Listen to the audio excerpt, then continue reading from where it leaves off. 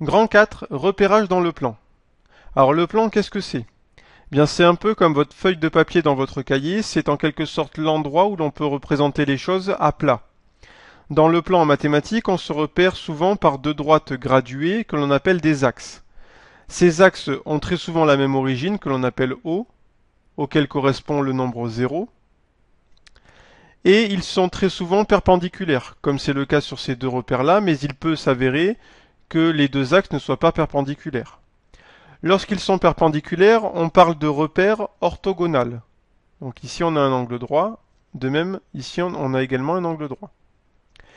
Il se peut également que l'axe vertical et l'axe horizontal aient tous les deux la même unité de longueur, comme c'est le cas sur ce dernier repère, et on parle alors de repère orthonormé ou de repère orthonormal.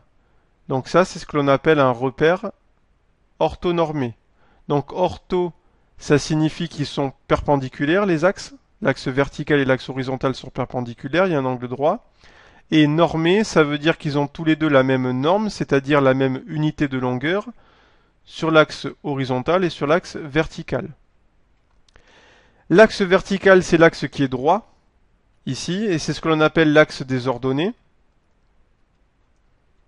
L'axe qui est couché, c'est l'axe horizontal, et c'est ce que l'on appelle l'axe des abscisses.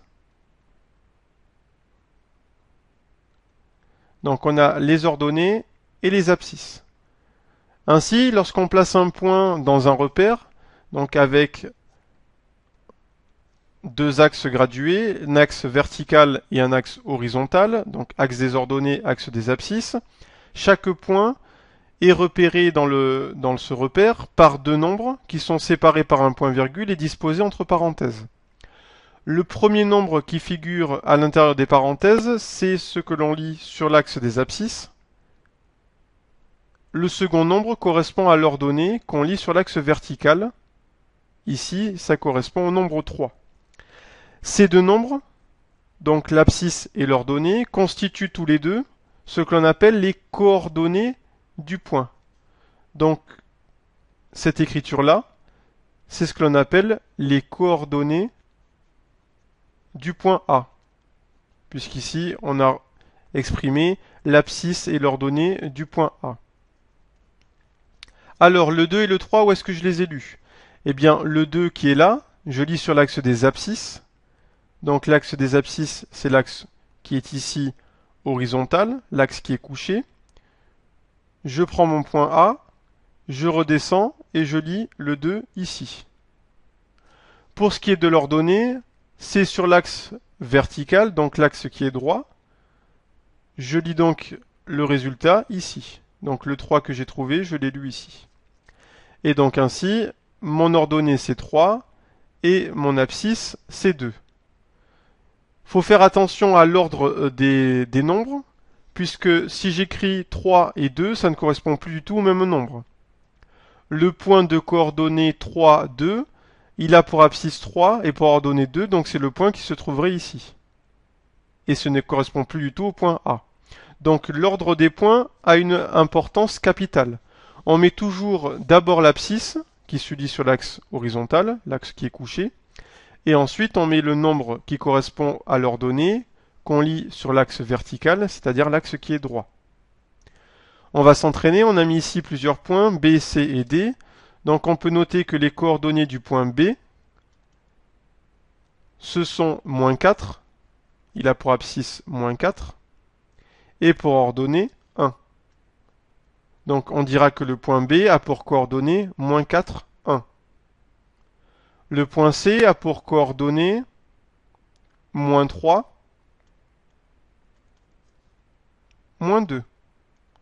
Il a pour abscisse moins 3. Et pour ordonnée, moins 2. Le point D, lui, il a pour abscisse 1 et pour ordonnée, moins 4. Donc les coordonnées d'un point, c'est un couple de nombres, donc il y a deux nombres. Le premier nombre, c'est toujours l'abscisse, et le second nombre, c'est toujours l'ordonnée. Les abscisses se lisent sur l'axe qui est horizontal, l'axe qui est couché, Les ordonnées se lisent sur l'axe vertical, l'axe qui est tout droit. Alors on peut se poser également la question de savoir quel est l'intérêt de savoir repérer des points dans un plan comme ça, dans un plan qui est quadrillé sur une feuille quadrillée. De manière générale, le repérage des points dans le plan, ça a été utilisé pour fabriquer ce qu'on appelle les GPS. Quand on est situé sur le globe terrestre, sur la planète, il y a deux coordonnées, comme c'est le cas ici avec les abscisses et les ordonnées. Il y a ce qu'on appelle la latitude et la longitude. Donc il y a deux informations, une information horizontale qui correspond aux abscisses, une information verticale qui correspond aux ordonnées. Donc le repérage des points sur un plan peut servir à l'outil informatique, à l'outil technique que constitue le GPS. Ils sont également utilisés, ces repérages dans le plan, avec l'armée, quand il y a une guerre, pour repérer les bases ennemies.